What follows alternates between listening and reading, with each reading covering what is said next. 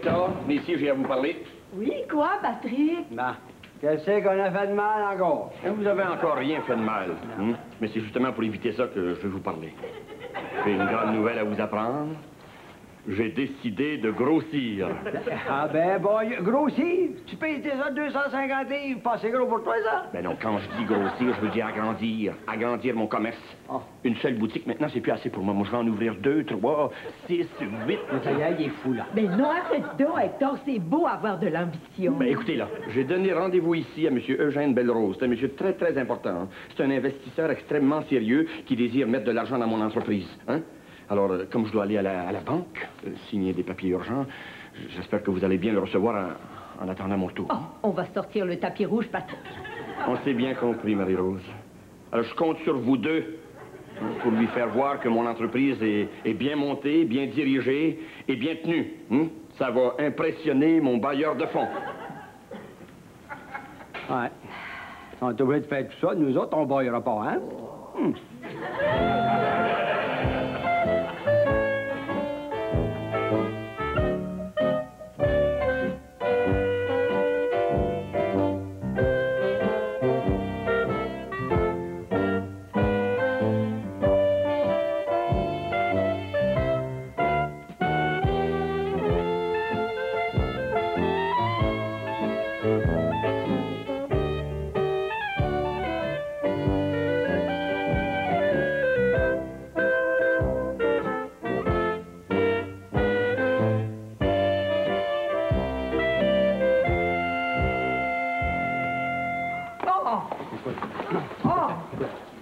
Parlons-en plus, mon idée est faite. Si ça a mal tourné, Hector, c'est de ta faute. Oh. Hein? Qu'est-ce qui a mal tourné, M. Potvin? C'est pas trop vous demander. Ce qui a mal tourné? Ce qui a mal tourné, c'est que le monsieur est important qu'on doit recevoir avec des gants blancs là, pour Patrick. Ben non seulement il a été mal reçu, mais il s'est fait écraser un pied à part ça. Puis tout ça, c'est à cause d'elle. Vous voulez dire à cause de Mme Séguin? Oui, c'est à cause de Marie-Rose. Si M. Bellerose s'est retrouvé à l'hôpital avec un pied cassé, puis que Patrick va nous tuer. Non, une minute, là, M. Potvin. Il y a dans votre histoire beaucoup d'éléments que je réussis pas à comprendre. On a tout expliqué ça, toi. On a tout expliqué, écoute bien. On était au magasin. Patrick, il venait à peine de partir, lui, pour aller à la banque, que déjà, Marie-Rose a perdu un pédale. Ah, moi, Hector, ça m'énerve assez. Hey, on n'a jamais reçu ça, un financier important comme M. Bellerose. Inquiète-toi donc pas, Marie-Rose, je vais lui parler, moi. Puis tu vas voir qu'avant longtemps, là, des fleurs du crépuscule, il va y en avoir partout. On va même vendre des franchises jusqu'aux États-Unis. Ah, Hector, je sais pas ce que je ferais si t'étais pas là. Mais si j'étais pas là, tu me chercherais, Marie-Rose, parce que je suis exactement l'homme que tu mérites. Donne-moi, je vais aller faire un bon petit café. L'amour. J'ai déjà mis le café dans le percolateur, t'as juste à le brancher, hein? Excusez-moi, madame. Je viens de faire une crevaison. Est-ce que je pourrais me servir de votre téléphone? Bien, si c'est pas pour faire un intérieur bête. Non, non, non, non. Ah, ben, tenez, l'appareil est là. Oh, merci, madame. Qu'est-ce qui se passe, donc? Madame veut servir de notre téléphone. Marie-Rose, voyons donc, tu sais qu'on peut se poser. Patrick nous l'a dit 1000 fois. Non, madame, je m'excuse, mais c'est pas possible. D'ailleurs, si vous regardez comme vous, là, vous allez vous rendre compte que vous nous dérangez. On est en devoir. En devoir, Hector, faut quand même pas charrier, hein? Puis vous, là, voyez pas qu'on est occupé? Vous devriez chercher s'il y a quelque chose qui peut vous intéresser. On s'occupera de vous plus tard. Regarde, c'est sacré, ça. Voyons, excusez-la, monsieur, mais je m'occupe de vous dans un instant, là. Au fait, madame, ça coûte combien faire venir une remorqueuse? Parce que j'ai pas beaucoup d'argent. Mon mari m'a laissé dans la rue avec 3 enfants malades. 3 enfants malades? Oui, madame, puis il me paye même pas de pension. Pas de pension? Hector, tu vas aller réparer la crevaison de madame, hein? Sérieux, toi? Réparer une crevaison à mon âge? Ben, t'apprendras, Hector, qu'il n'y a pas d'âge pour rendre service. Si c'est pour rendre service, là, ça, c'est pas pareil. Je vais m'occuper de vous, madame, mais je vais m'occuper d'abord de servir... monsieur, c'est un client d'abord, ensuite, à votre service, OK? Bon, alors, qu'est-ce que je peux faire pour vous, monsieur? Moi, monsieur, je suis Eugène Bellerose. Ouais, Non, Eugène Belrose, c'est Eugène Belrose. Oui, monsieur Belrose, on vous attendait. Asseyez-vous. On vous attendait, asseyez-vous, monsieur. Non seulement on vous attendait, on vous a préparé un bon café. À part ça, bougez pas. Un instant, pas où. Hector, c'est pas le temps de prendre un café quand il y a ici une pauvre femme qui a besoin d'aide. Voilà, monsieur. Voilà, dégustez ça en notre santé, en lisant les codes de la bourse. Hector! Madame attend toujours. Oui, bonne cube de madame, Attendez. Monsieur, tiens, fumez donc un bon cigare. C'est comme ça qu'on traite un PDG. Mais laisse faire le PDG, puis va faire ta BA. Non, dis là. Laisse-nous, on va bien s'entendre, tous les deux. Mais je sais qu'on va bien s'entendre, qu'est-ce qu'après tout, hein, on est 3 RDF. Hein? RDF? Ben oui. Le roi des financiers, la reine des fleurs, puis le répareur de flat.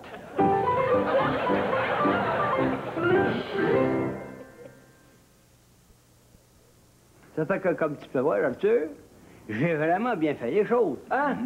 Belrose, là, moi, je l'ai traité, comme on dit, au petit rayon. Hein? Mais la dame avec la crevaison, là. Oh, la dame, parle-moi-en pas, oui. Elle va même pas te faire. Ah, salut, que j'aille au garage à pied. Heureusement, monsieur, que je suis tombée sur un bon samaritain comme vous. Non, j'avais dit. N'importe qui a la raison. Oh non, monsieur, non. Des êtres bons et généreux comme vous, il s'en fait plus.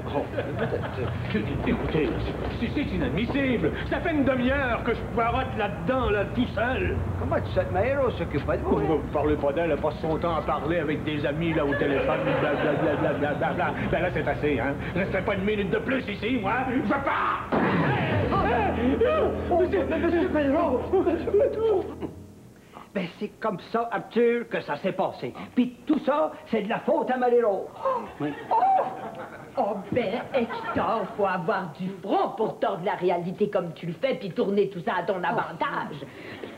Je vais vous le dire, Arthur, comment ça s'est réellement passé. D'abord, Patrick venait à peine de mettre les pieds dehors pour que déjà Hector rouspétait. Il n'y a rien que j'aille plus au monde, moi, que de faire des courbettes devant quelqu'un qui a la palette. Écoute, Hector, c'est pour rendre service à Patrick. Puis à part de ça, sais-tu ce qui va t'arriver si ton affaire grandit, comme il le dit? Tout ce qui peut m'arriver, moi, c'est que j'en ai plus grand balayé. Ça. Non. Il peut t'arriver que Patrick te donne des assistants pour balayer à ta place. Ben, j'aime ça, balayer, ben. Comprends-tu? D'ailleurs, son bailleur de fond, là, moi, je veux même pas le voir. Hey! Tu veux dire que c'est moi qui va le recevoir toute seule? Oui. Puis insiste pas parce que son gars riche, là, ben moi, je le recevrai vraiment. Bon, alors si c'est comme ça, j'ai pas le choix. Très bien, c'est moi qui va le recevoir. Puis toi, tu resteras en arrière. Non, faire partir le café, là. Tout est prêt, t'as juste à le brancher. C'est ça. Moi, le brancher, mais demande-moi pas d'en servir. Excusez-moi, madame. Est-ce que je pourrais me servir de votre téléphone? Bien, écoutez, mademoiselle, c'est pas supposé. Notre patron est très strict là-dessus. Hein? Voyons donc, Marie-Rose, ça veut juste se servir du téléphone, y a pas de mal à ça. Voyons donc. Non, l'appareil est ici. Bon. Vous pouvez m'appeler Hector, puis ça vous coûtera pas 25 cents. Non. C'est des pages de facteurs.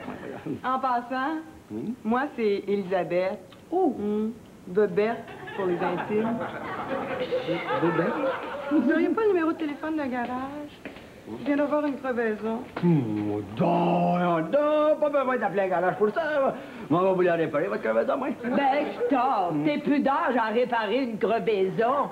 Toi, t'es vieux, mais moi, mais va vous réparer ça, moi, peut-être. Mais on va réparer ça, moi, dans le dos. T'oublies, Hector, qu'on est en devoir puis qu'il y a là un client à servir. Le qui attend, moi, c'est pas content, gaillard.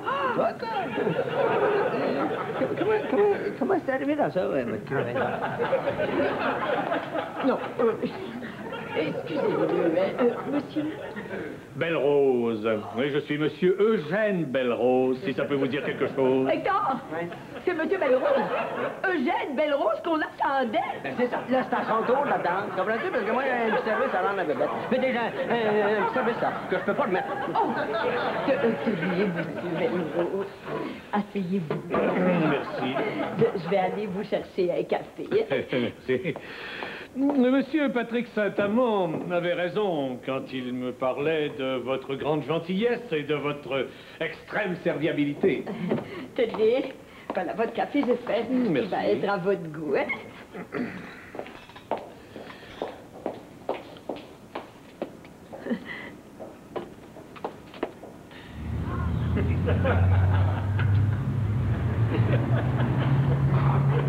Ça vous, le char là? Oui, c'est le cadeau d'un de mes chums. Rafraîchis-le un peu. J'aime ça, moi, travailler à Londres. Dites-moi, chère madame, quel est cet employé sans manière et qui a été impoli envers moi? Bien, c'est mon mari. Votre mari.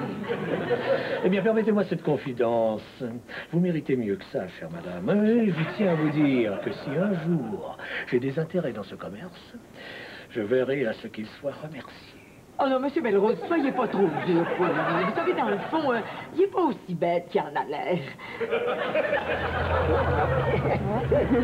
J'espère, que vous n'êtes pas pressé, hein? Parce que, vous savez, si on veut faire une bonne job, là, faut prendre bien son temps.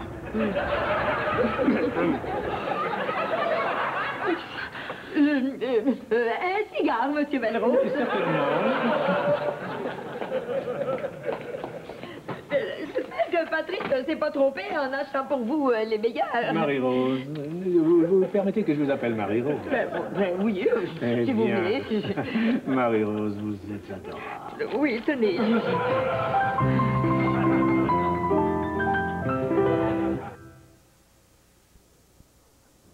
Comme vous pouvez le voir, Arthur, pendant que lui, le coureur de jupons, se rinçait l'œil, moi, je faisais vraiment de mon mieux pour sauver les affaires de Patrick. Non, Marie-Rose, non.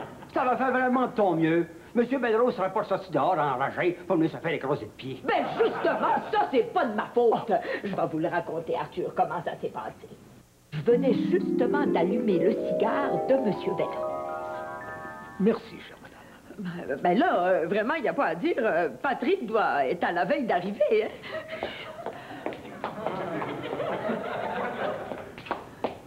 Ouais, vous me croirez peut-être pas, Bébête. Mais moi, ma première blonde, elle s'appelait Bébête. Non. Pas du tout, là, petit Bébête. Bébête Bessette. Bébête Bessette du lac Bissonnette. Elle a une belle fille, peut-être dans votre ventre. Ah oui. Elle a ouais, une fois par semaine. Elle pis ses 12 sœurs. Hey, du bon monde. Moi aussi, j'en ai bien des sœurs.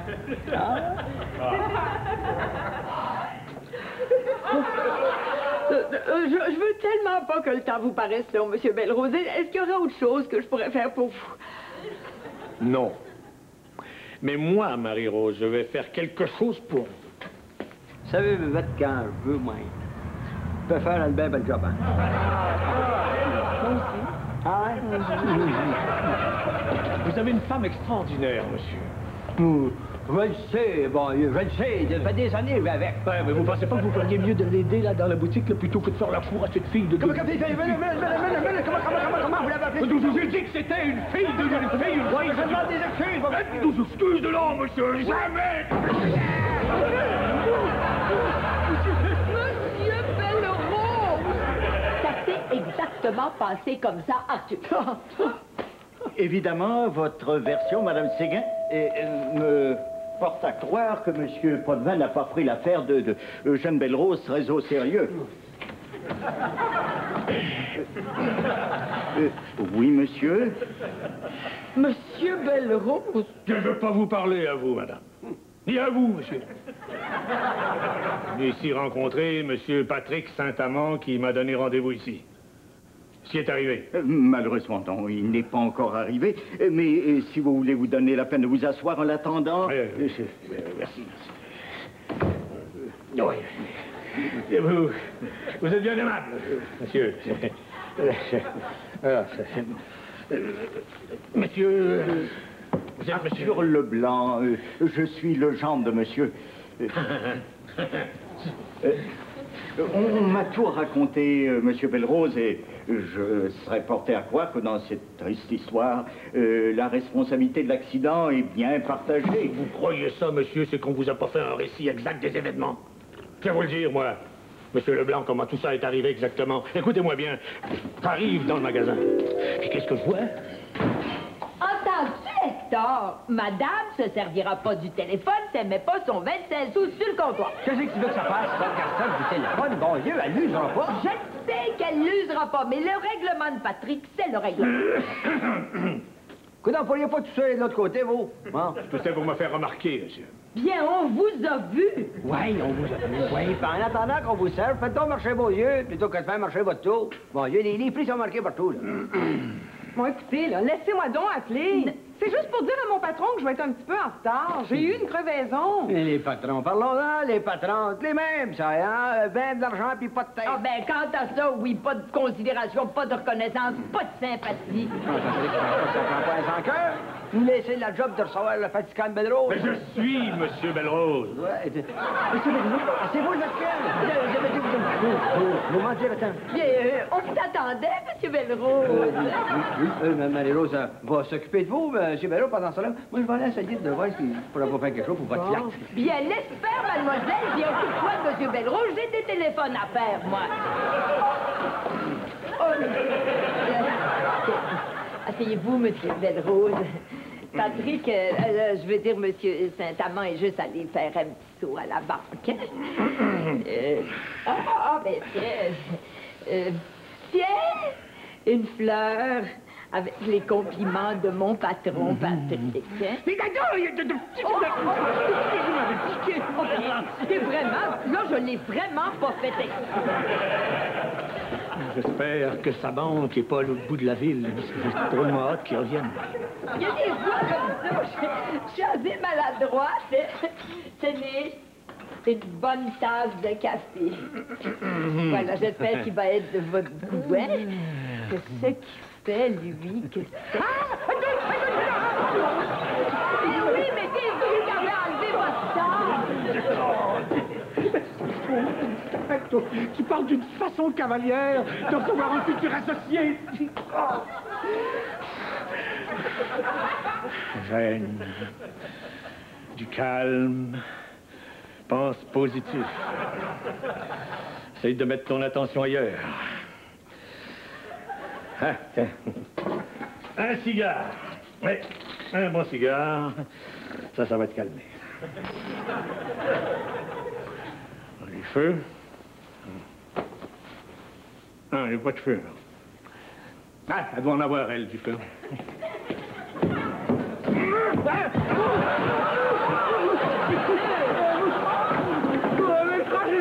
Mais oui, mais décidément, vous êtes toujours dans les jambes, vous. Bon, venez. Écoutez, donnez-moi un Kleenex, il doit y en avoir là, dans ma serviette. Un Kleenex? Oui, là, dans ma serviette. Ah, dans votre serviette. Oui. Un instant, là, un instant. Oh, mon Dieu. Mes lunettes! Oh, non.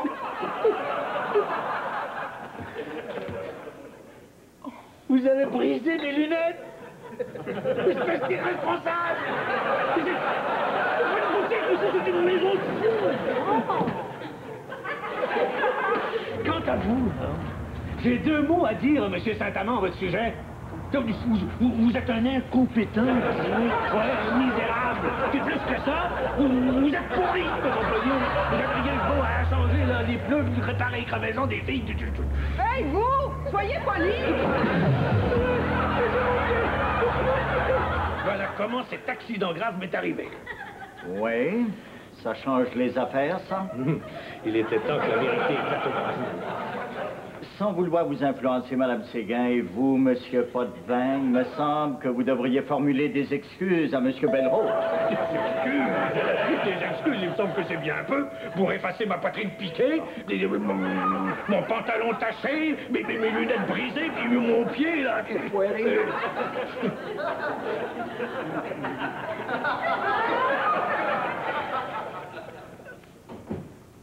Patrick, je m'excuse, j'ai tous les torts. Non, Patrick, non. Bon, tout ça, là, c'est de ma faute à moi. C'est moi qui ai refusé de marcher dans ton affaire d'agrandissement avec M. Belrose. Et si vous tenez à mon association, Monsieur Saint-Amand, j'espère que vous allez les congédier tous les deux sur le champ. Je ferais pas autrement. Laissez-moi vous dire comment je suis déçu et à quel point je me suis trompé sur votre compte. Moi qui pensais que vous étiez digne de foi. Non! Ça a été un abus de confiance. C'est à cause de gens comme vous si on fait des mauvaises affaires. C'est à cause de gens comme vous si souvent on est acculé à la faillite. Maintenant, c'est fini. La porte! Tu nous mets dehors, Patrick? Mais pas vous! Lui!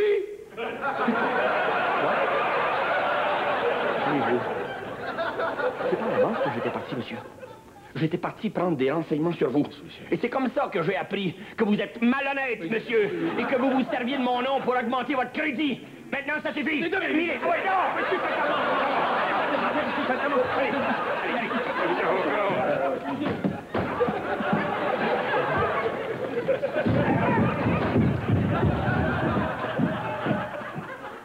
Allez, il voulait me mettre dans la rue. Mais Patrick, ça veut dire que nous deux, là, on n'est pas d'art? Non. Vous allez me mettre dans la rue, vous autres aussi, mais ça va être plus long.